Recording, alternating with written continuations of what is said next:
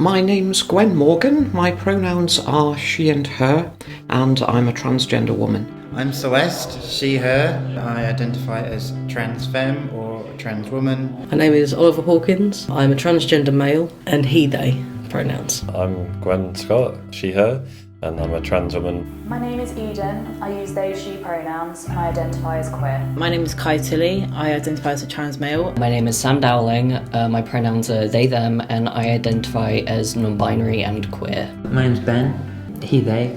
Sort of vaguely non-binary. My name is Cammy. I identify as a trans woman. My pronouns are she, her. I am B. Morton. Pronouns they, he. I loosely identify as queer, agender-ish, and trans. Being non-binary just means that you fit outside the gender binary. You don't identify with male or female necessarily. For me, being non-binary is about that fluidity, that being able to exist as I am and not necessarily have to put a label on it. I tend to use queer because I feel that it's an umbrella term that encompasses both my sexuality and my gender. Gender fluid to me just means that there's fluidity between my genders. So sometimes I feel like a woman, sometimes I feel like something other than a woman. In my case, that's non-binary. So I use she and they pronouns. I find that more of my queer friends and my trans non-binary friends consistently use they pronouns for me, which is something that has always been really affirming. If your image of yourself actually matches what you see in the mirror a bit more, then I think that can make you just feel a lot more confident, and then you kind of expand and grow and develop as a person instead of being repressed as a person. There was a kind of a dark feeling when I had to go back to living as a male gender. I would present as female every opportunity I could at the weekend. I started to realise that wasn't enough, really, and that started to feel more alien to me. My old male gender started to feel as if it wasn't who I was, and the female gender just seemed to feel right and natural, and it was who I was. I had a definite idea of the woman I wanted to be as well. I wanted to be a woman who was an engineer and a software developer, the same kind of things I was already doing in my career, but also to be someone who could help other people and was active in the community. Agender for me is a term I use kind of very loosely. A lot of the time, I use labels for the sake of other people more than for myself. Actually, I'm just not that fussed by gender as a concept. I know for definite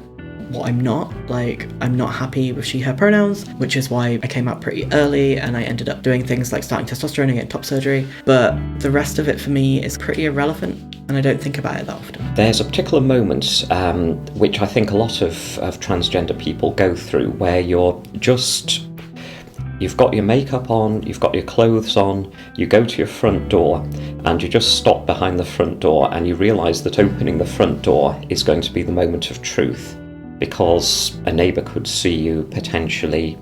From that point onwards, you're going to interact with other people anyway. That's a difficult threshold to get over. I had thought that the price of being myself could be that I would never have a relationship. To discover, that there were people who weren't bothered by these things and that there was someone out there for me, that was a very important thing. I first met my partner, who's a non-binary person whom I met at the Q Offie social evening at Bar. I found out about Q Alliance, it was a really dark time in my life. I haven't medically transitioned. I still use the pronouns that I've always used, with some additions, just because I feel like I'm only trans on the technicality, It all counts as being trans, but I didn't feel that way in myself.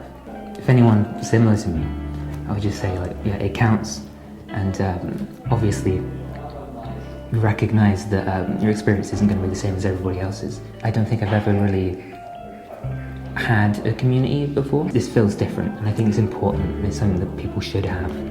And trans space has just been a really easy way to talk to people. And it's a lot of the same people that come to other Q events, but it's just a different context. And it's been really important for me. I was off work for 2 weeks, and I didn't switch back to masculine or non-binary. I was just feminine because it just felt right. A lot of trans people speak of their egg crack moment. For me, it was with what is now my manager at work, who was asking me how I'd been doing. I'd sort of vented to her I wasn't doing quite so well because I had that turmoil on my head. And when I admitted to her who I wanted to be, what I felt I really was, that was the first time I'd said it to anyone. And that was the day I anointed myself as myself, Celeste. My words were, I am her, she is me, I am Celeste, and I am a woman. And in that moment, never felt so much validation in my whole life. As trans people, we might feel responsible for educating people when they ask us questions, whether they're cisgender or trans. It's not our responsibility to do that. There's a lot of resources out there that can educate people. A lot of trans people are content creators and talk about their experience or experiences of other people, and you can give them that route to go down if you don't want to answer all those questions, because sometimes it can be very personal and very triggering to talk about. There's no right or wrong way to transition. A lot of us go down different journeys with it, whether you're trans or non-binary. You can choose to go down a medical route or not. Some of us go on hormones, some of us don't. Some of us have surgery, some of us don't. Some of us change our minds. For example, I was on the hormones for 1.5 years and came off them. That was just my experience. I didn't regret going on hormones, but I just decided they weren't for me, and I was happy with where I was at. I put my name on the NHS waiting list. I knew that would take a while, and if I managed to finish my social transition before then, I guess the option to go private will be there if I want to. When I told my GP that I felt I had gender dysphoria,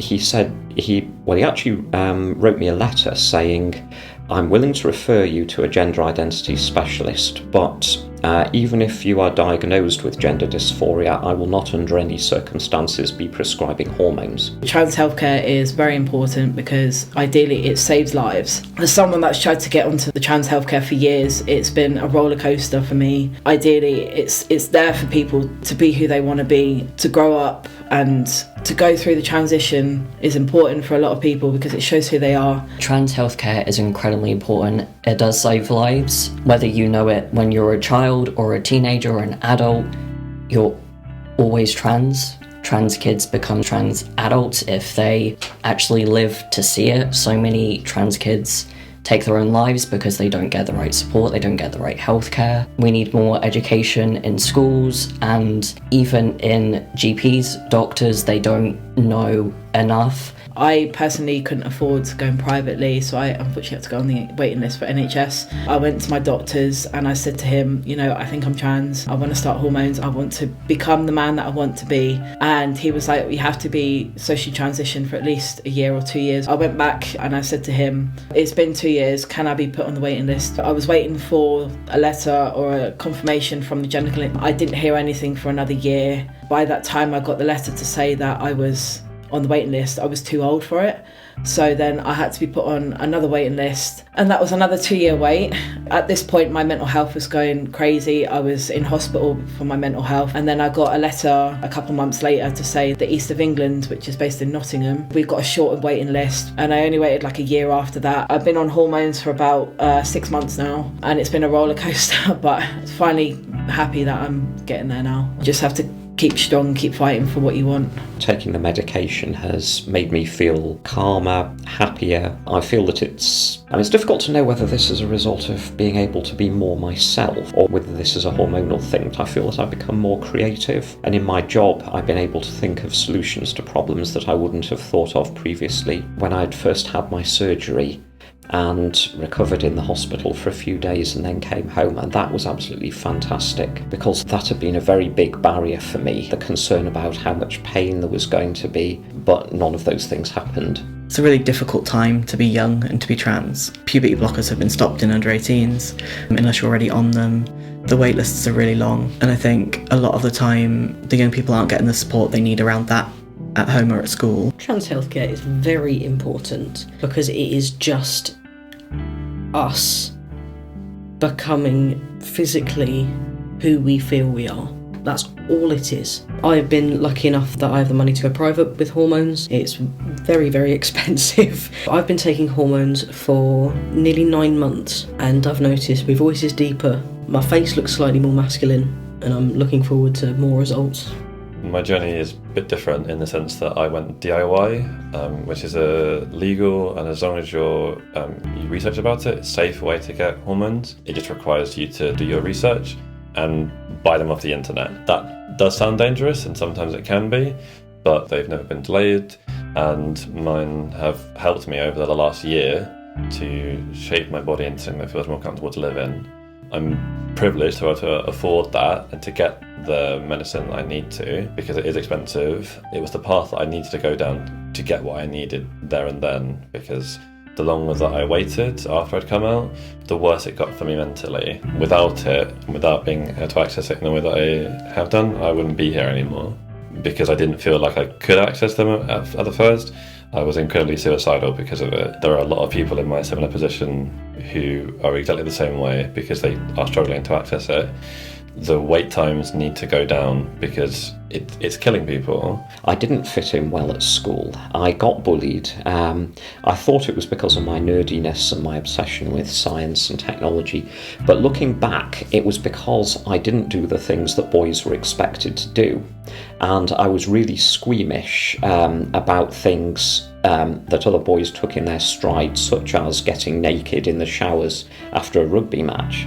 You know, you wouldn't expect a teenage girl to do that in front of a group of boys. So, and that was what was subconsciously going on in my mind. I was completely out. My name was changed on the register. I wasn't afraid to show who I was, but I did get picked on, especially in biology lesson in class.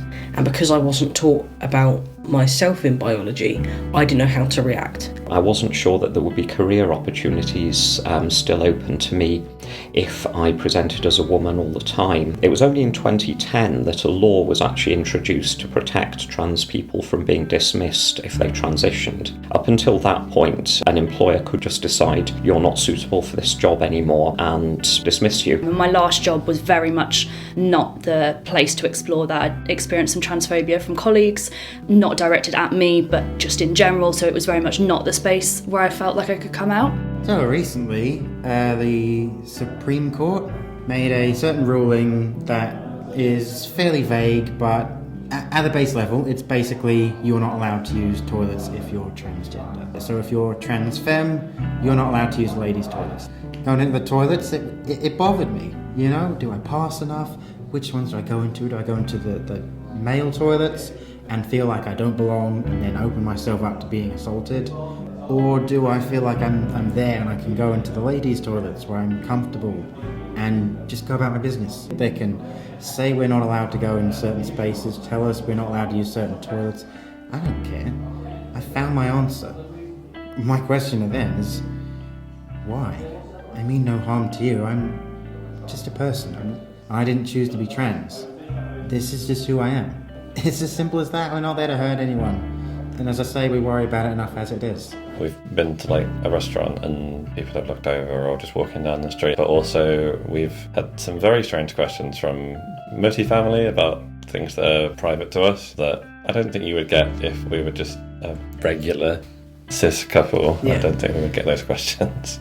Another thing that I've noticed is sometimes you have mothers just staring us down and hiding their children as we walk past. And all we are doing is walking past. Mm-hmm. But unconsciously, you think, am I weird? Almost outcast sort of thing. Usually we're just like, yeah, it's fine and brush it off. But sometimes it's like, really? I feel I owe Q Alliance a lot for helping me with my journey, helping me to meet other people who were on the same journey and get the support that I needed, and also for providing me with safe spaces where I could come out and be myself. It's playing a very important role now for younger LGBTQ people as well. I know that young people are under tremendous pressure in society at the moment. Trans space is just about finding that community, meeting people that kind of on the same wavelength. I come to as many Q events as I can. They're kind of most of what my social life is at the moment. It took me about 3-4 months to actually go to a Q event. Jay is cheerful as always. What pronouns do you prefer? What would you like me to address you as? What name would you like? No one's ever asked me that before. If you want me to introduce you to anyone, say the word, but otherwise you're here, you've made it, and we're proud of you. One of the first times I've heard that word and felt its meaning. Trans space is important to me because here I'm not going to get misgendered, I'm not going to get dead named. It's still weird when someone's like she, I'm like, oh you mean me? Speaking to older trans feminine people, just asking them questions like, what can I expect on hormones or estrogen? It definitely helped me realise that I was a trans woman, the fact that I have started hormones almost 10 months on estrogen, which I never thought would happen. As human beings, we crave community, we crave like tribe and people like us. For some people, that's the family they're born into. For a lot of us, it's found family. I think almost every trans person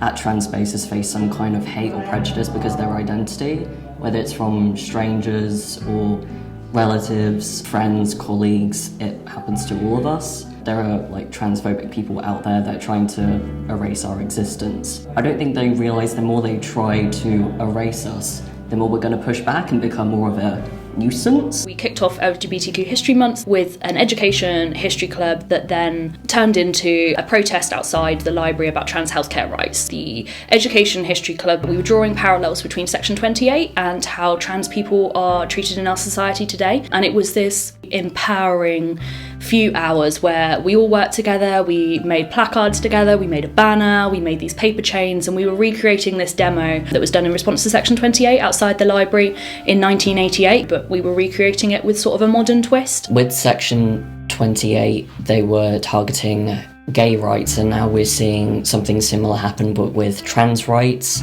It was the first protest I'd ever been to, and the fact that it was with Q Alliance made it feel really special because it's a community that I've grown to love over the years and we feel like a big family. Being a non-binary person myself, it felt very important for me to be there. I've lost friends due to the homophobia and the transphobia. I never knew about the Section 28 because it was obviously before my time. It was important for me to know this because then I can carry on what they have started and to show we're still fighting for what we want. It felt empowering and it felt like we were doing genuine good for our community and highlighting some of the issues, and felt like I had, helped our cause, I suppose is the best way to put it, and to be part of that moment is something that I always think is quite special to me. Judy was amazing because she was telling us how it was for her back then. It's really bad that we're doing the exact same thing now. The trans protest was important to me because it gave an opportunity to have a voice, just being able to let people know that we're here and we're not going anywhere. We hear a lot about resistance to trans rights these days and people who are not accepting of trans people, but I feel that a lot of people are resistant to the concept rather than being resistant to trans people as themselves, as people. I think if we can do more to get across trans people's lived experience, it will help to overcome some of those barriers. Once people realise that we're people, we just want the freedom to live our lives. We want to be able to live comfortably and be ourselves, be the people that we know we really are inside. We're not doing this to oppress anyone or take away anyone's freedom to have their own beliefs or views. We just want the freedom to be ourselves. And I think that can make a big difference. We're not dangerous, we're not scary. As people say with spiders, we're more scared of you than you are of us. We just want to live our lives. Our existence is not here to affect others negatively. We just want to grow up and be happy, and that's it. Transgender people are not dangerous people. We are people. We just want to exist.